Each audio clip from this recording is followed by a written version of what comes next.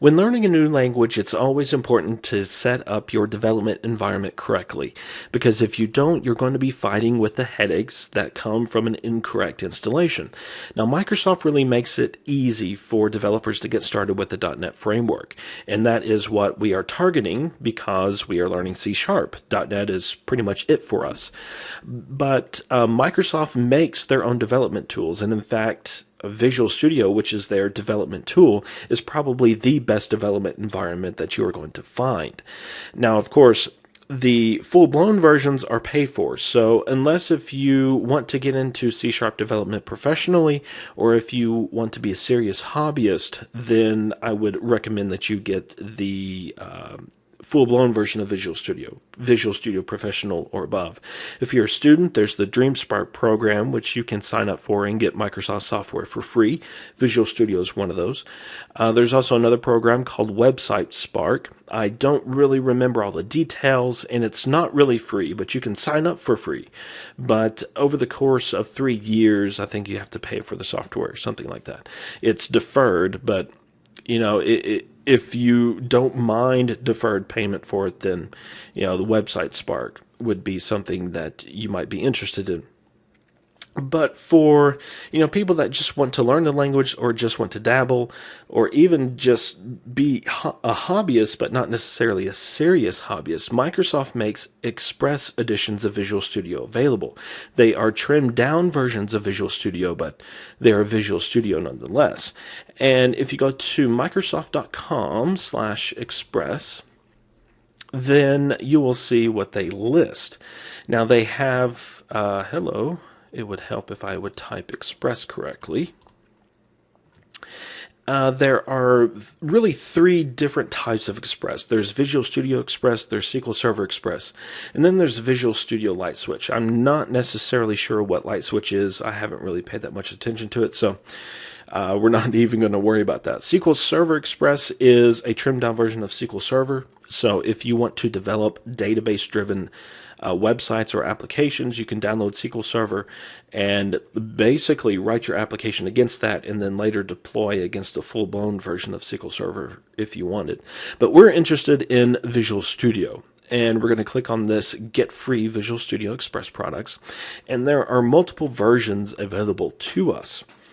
As this slowly pulls up, here we go. We have Visual Studio 2010 Express for Windows Phone. We don't want that. There's Visual Web Developer Express. That's primarily for web development, but you can write web applications using C# and VB. But of course, it is geared for web development, which if you're interested in, you will eventually want to get that little application. There's also Visual Basic 2010 Express, which is for Visual Basic. There is Visual C#, which is what we are going to download for this course. There's C++, and then there's ISO images. These are web installers, so you basically download the installer, and then the installer downloads everything that it needs to. So we are going to use Visual C# 2010 Express. This is .NET 4, and this is the latest released version of the .NET Framework, 2010 and .NET 4. Maybe in 2012 we will see a newer version of .NET 4.5 with Visual Studio. Well, we don't know what it's going to be called yet. It should be released around the time that Windows 8 comes out. I would be surprised if it came out before then.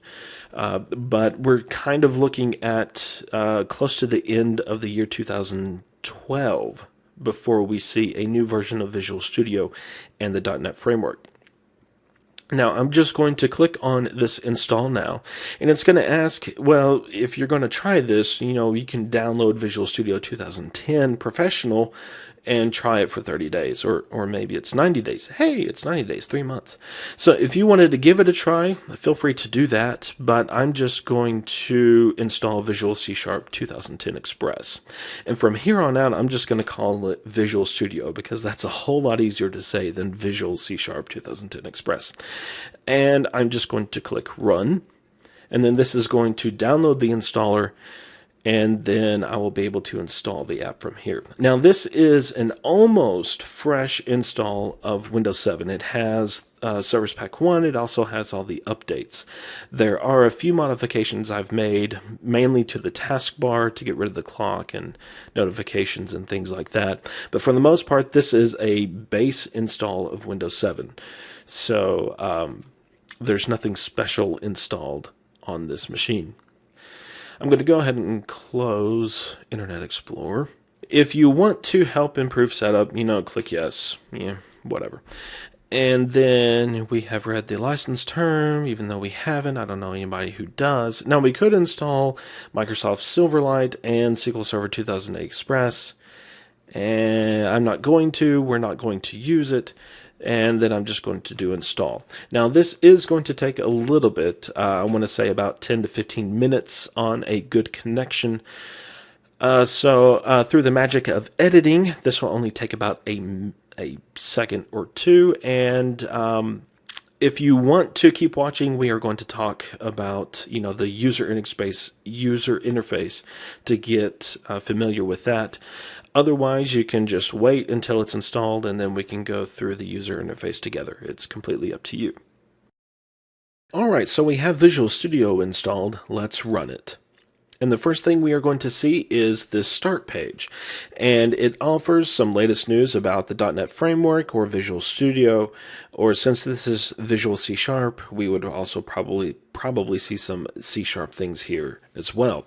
But the thing that I like about the start page is this recent project section, because anytime we create or open a project, it's going to be listed under this recent projects. And the list is 5, 7, 10 projects long. I don't really remember.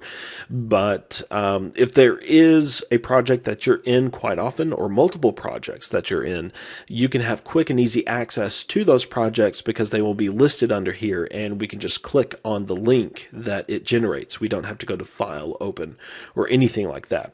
And of course, you could turn off the start page by just going to Show Page on Startup and unchecking that, and then the start page will never come back up again. So let's click on New Project, and we are going to create a console application.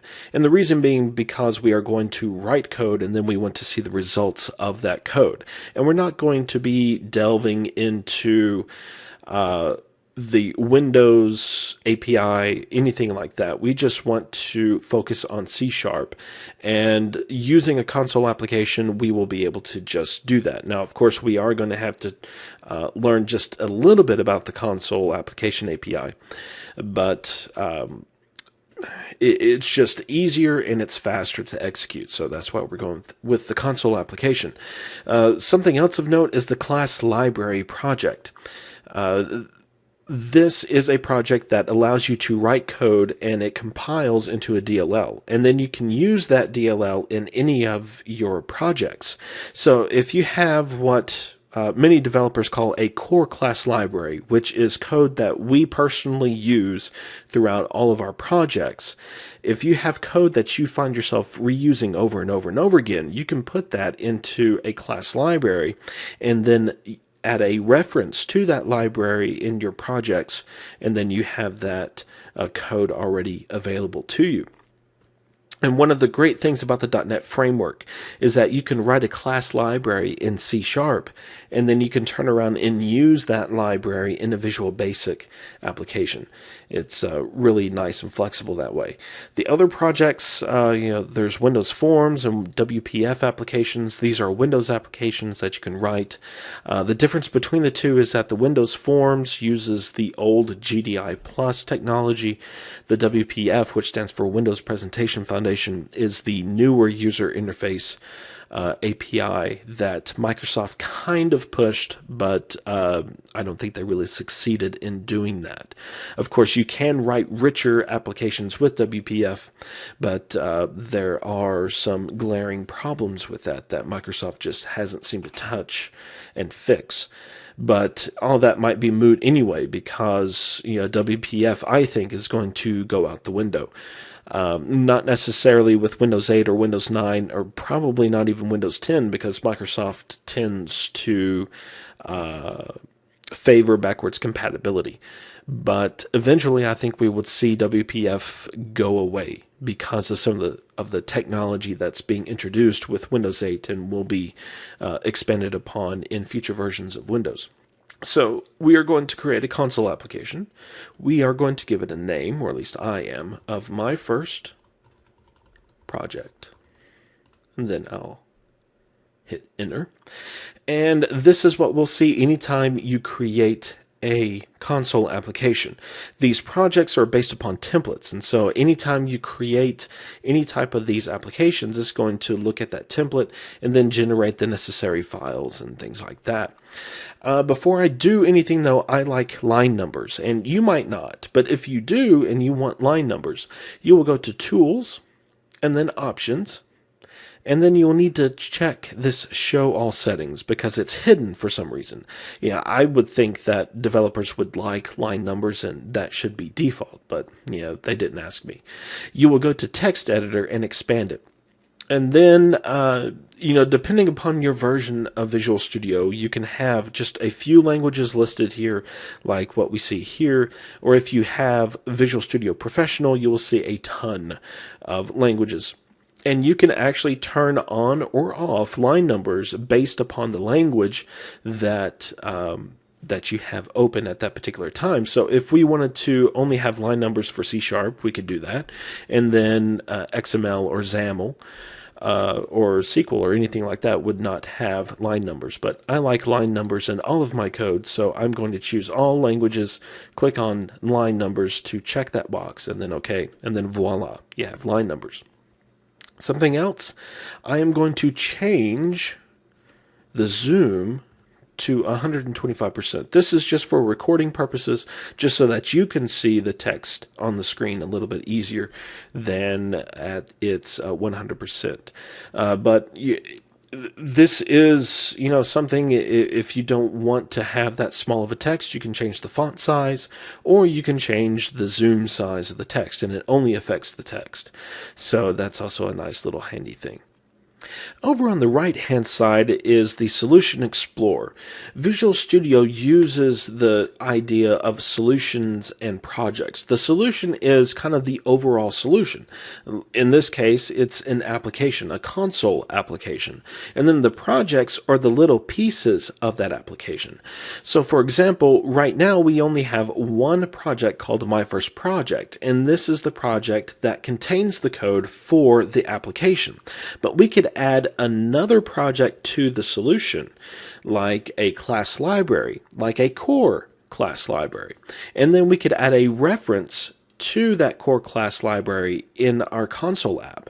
And then whenever we built our solution, it would build the core class library first, and then it would build the console application second, because they are both pieces of the solution, and one piece depended upon another piece.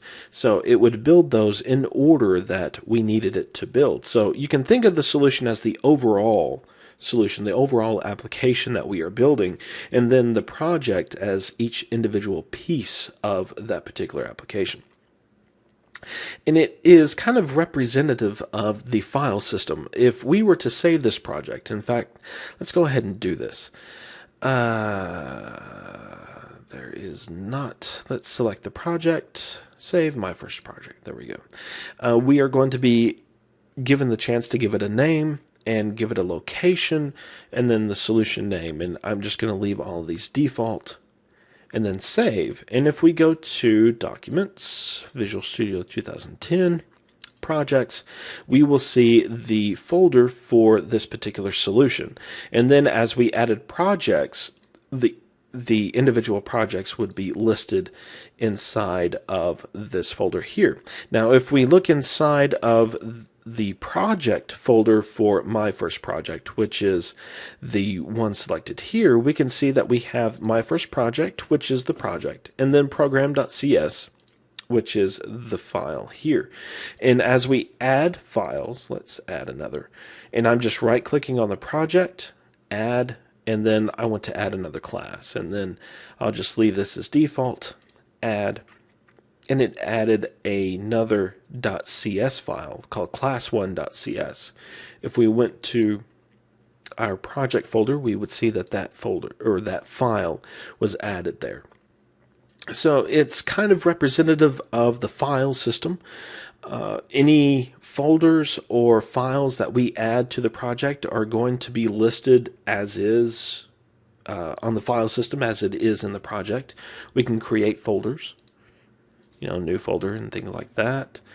But let's go ahead and delete this because I want to leave everything kind of pristine so that whenever we start running code, it'll just be, basic default code. Now, of course, we'll start adding other files and other folders later on, but for the most part, I just want to keep this as simple as possible going into lesson 2, where we will actually write our first bit of C# code.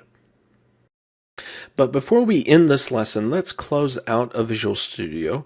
Now, we are being prompted to save this, and that's because we did add an extra file in a folder to the project, and it's recognized that there was a change. Even though that we did delete those files, it recognizes that there was a change, and it's asking if we want to save. So we'll just do yes. Let's go back and start Visual Studio again.